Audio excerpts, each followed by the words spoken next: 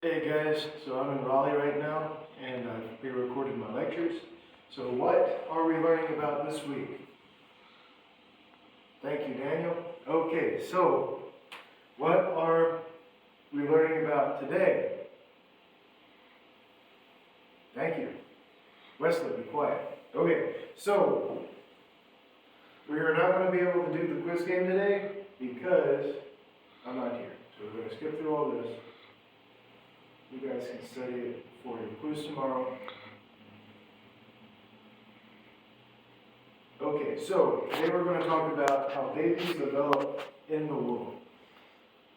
That is also called prenatal development, natal meaning babies.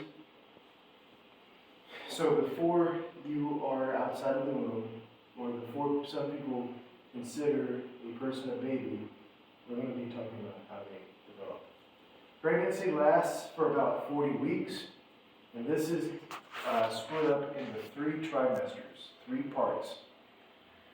So each trimester is about 13 weeks long. So 13 times 3 is 39, which is about 40.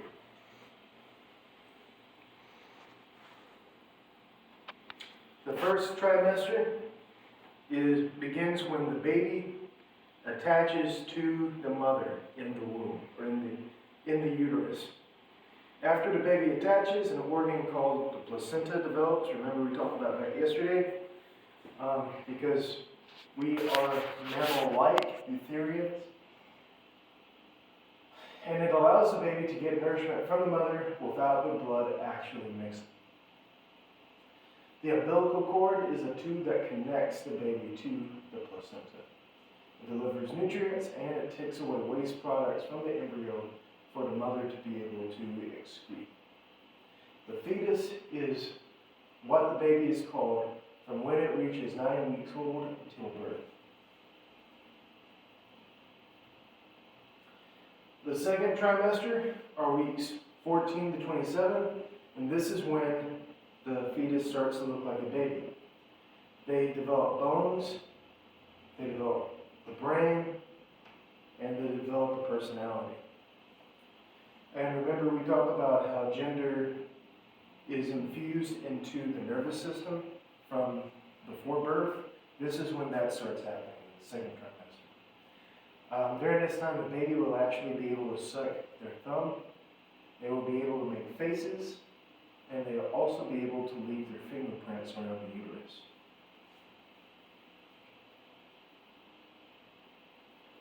In the third trimester, which is weeks 28 to 40, they can begin to grow hair, although some babies won't, until they actually are outside the womb. They begin opening and closing their eyes, even though they won't be able to see until after birth.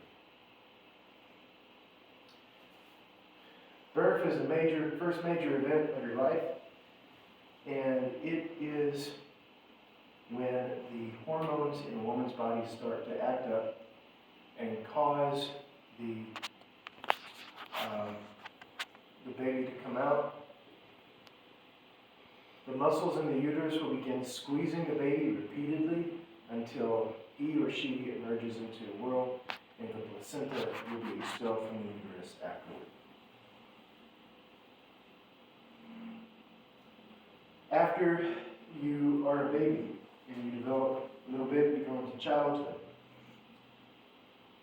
Year 1 is when the baby will begin to learn to eat rather than to get nutrition from the mother.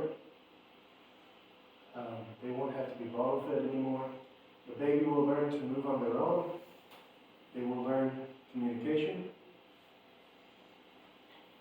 And they will become more independent. The body proportions will begin to change as the baby transforms into an actual child.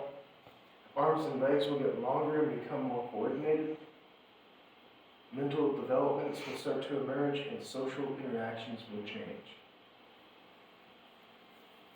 Because the baby is becoming more independent and they don't need as much from the mother, as well as they can communicate through other means than crying and yelling.